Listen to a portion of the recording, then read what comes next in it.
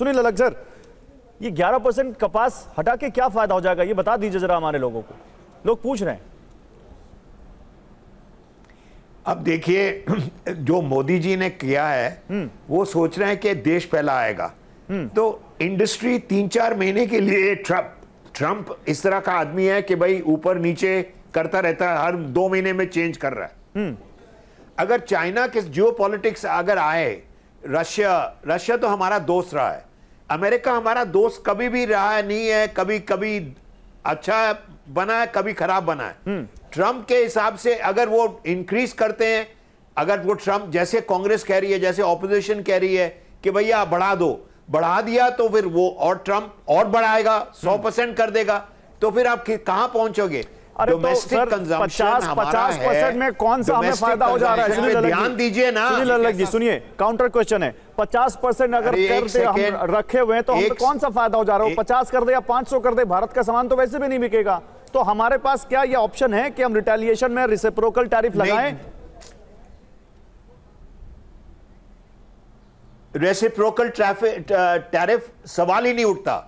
देखो, आराम से जरा सोचिए आप, ट्रंप तो बढ़ाएगा, लेकिन अमेरिका के हम अब जो कपड़ा पहन रहे हैं, टेक्सटाइल इंडस्ट्री, अगर डोमेस्टिक गवर्नमेंट इतना जो सोच रही है कि भैया you have followed one policy, you have followed one simple policy. Trump तो 4 साल के लिए है, ट्रंप के बाद कौन आएगा कौन नहीं आएगा मालूम नहीं है, हर 2 महीने उसने चेंज किया है। डोमेस्टिक कंजम्पशन पे बढ़ाइए, डोमेस्टिक कंजम्पशन जो अमेरिका को चाहिए और इंडिया को चाहिए, और therefore America needs India and India needs America, India needs Russia, India needs China. एक सवाल जो मैंने आपसे पूछा था सुनील अलग जी, उसका जवाब दीजिए। सुनील अलग जी, जो सवाल मैंने पूछा था स्पेसिफिक उसी सवाल पर रहते हैं, क्योंकि हमने शो ओपन उसी सवाल से किया है कि भारत में अमेरिकी कपास जो अमेरिका से इंपोर्ट होकर आएगा उस पर जो 11% ड्यूटी लगती है उसको हमने दिसंबर तक वेव ऑफ कर दिया है। पहले सितंबर तक किया था, अब 3 महीने और बढ़ा दिया है। अपोजिशन का यह कहना है कि इससे भारत के किसानों को नुकसान होगा और उनका कपास महंगा हो जाएगा और उससे उनको नुकसान होगा और अमेरिका से बहुत ज्यादा कपास यहां डंप हो जाएगा। आपका इस पर मानना क्या है? क्या आप मानते हैं कि हाँ इससे नुकसान होगा किसानों को या इससे कुछ फायदा होगा?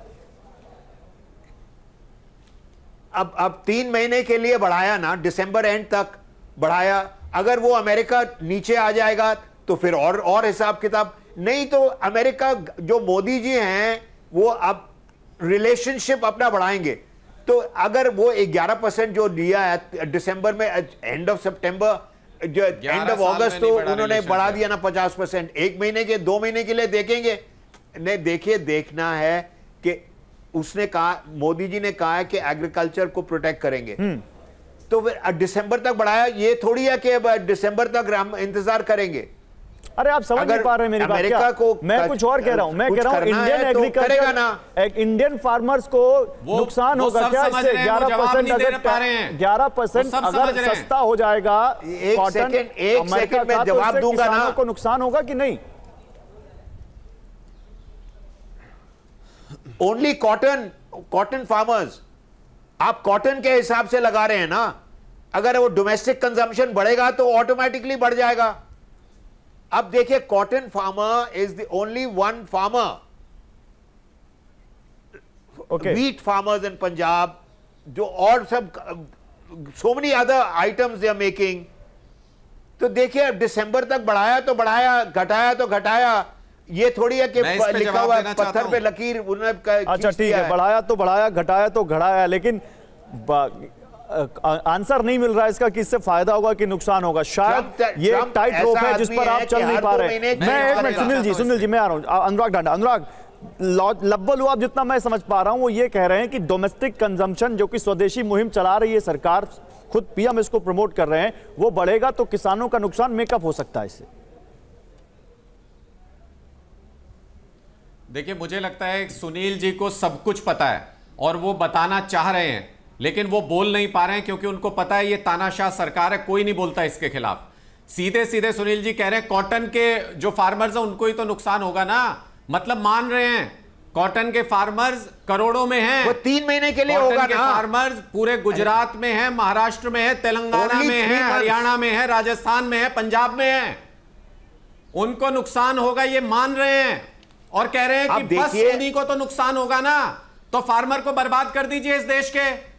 जफर इस्लाम जी जो इस मुद्दे पे बात कर रहे थे, उनको एबीसी भी नहीं पता इस मुद्दे पे। देखिए 2-3 वो इस पे बोल नहीं पा रहे। वो कह रहे हैं कि एक्सपोर्ट, एक मिनट सुनिए जल्दी जल्दी खत्म कीजिए, जफर इस्लाम के पास जाऊंगा, जल्दी खत्म कीजिए। एक्सपोर्ट को आपने अमेरिका के 234 एक्सपोर्ट अमेरिका के टैरिफ बढ़ाने से खत्म हो गया, और हमारे किसानों का आप इंपोर्ट ड्यूटी खत्म कर दीजिए, तो सबको बर्बाद कर दीजिए ना देश के अंदर। कह रहे हैं कि एक्सपोर्ट से एक्सपोर्टर हमारे नुकसान में, उस दबाव में मोदी जी ने कम कर दिया। यही तो हम कह रहे हैं।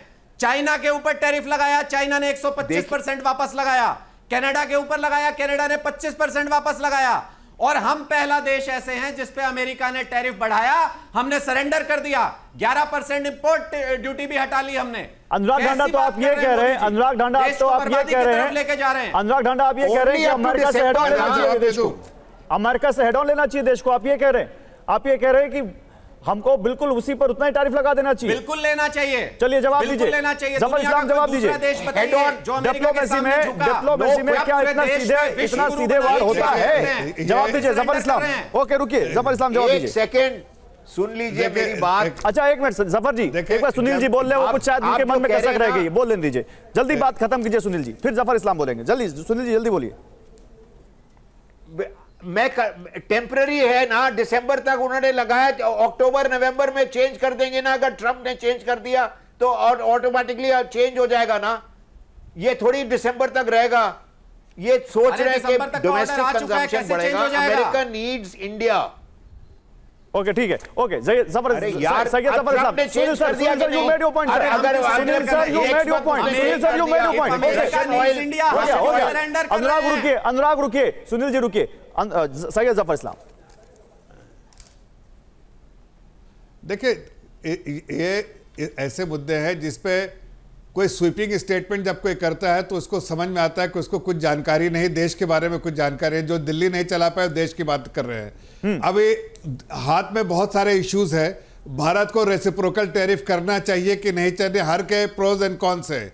सरकार अपने हितों की रक्षा करते हुए जो बेहतर डिसीजन होता है वो लेती है और वो लेगी। मैं मान गया कि हमारे देश नहीं होता कि आप सीधे डाउन करिए, लेकिन सैयद भाई एक सवाल सुनिए जल्दी से समय कम है।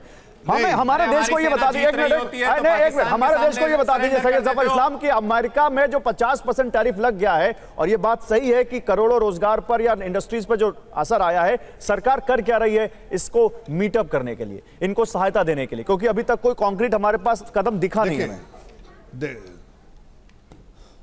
देखिए मैं वही कहना चाह रहा हूं कि देखिए कुछ सेक्टर्स इंपैक्ट होंगे इसमें, उसके लिए सरकार कुछ पॉलिसी इनिशिएटिव जरूर लेकर आएगी, पॉलिसी रिफॉर्म्स कुछ लेकर आएगी, कोई राहत उस सेक्टर को मिले। लेकिन जब धांडा जैसे जो दिल्ली को भांडा कर दिया, उन लोगों के स्वीपिंग स्टेटमेंट और फॉरेन पॉलिसी के बारे में बात करते हैं तो उन्हें समझना चाहिए कि जो देश से चलाने वाली सरकार है ना, उनको जनता के बारे में मालूम नहीं रहता। और किसानों की इतनी भाषा बोलने की जरूरत नहीं है। किसानों के अगर सही में हितैषी है तो भारत के प्रधानमंत्री जिन्होंने उनका मन जीता है, उनके लिए बार बार एमएसपी अच्छे अरे आप तो जनता से गद्दारी किया है, उन्होंने देश की रक्षा किया। जनता के गद्दार जो सरकार चलाते थे, अब सरकार नहीं चला पाओगे, जेल में नहीं रह के सरकार नहीं चला पाओगे। आलोक शर्मा देखिए इसी पैनल में है सैयद जफर इस्लाम, और वो कह रहे हैं कि हम काम कर रहे हैं, हम पॉलिसी लेकर आएंगे, हमें उनकी चिंता है। तो आपको क्यों नहीं भरोसा इनके ऊपर? देखिए मुझे लगता है देश के प्रधानमंत्री देश से झूठ बोलते हैं इसलिए भरोसा नहीं। देश के प्रधानमंत्री विदेशी मशरूम खाते हैं इसलिए उनको कॉटन ग्रोअर्स की चिंता नहीं। इसलिए हमें 3 महीने ट्रंप की दया पर जिंदा रहना पड़ेगा, इसलिए हमें भरोसा नहीं है। अलग जी ने साफ कहा कि 3 महीने तक देखिए अभी ट्रंप क्या करता है, मतलब हम कुछ नहीं करेंगे, ट्रंप ही करेगा जो भी कुछ करेगा।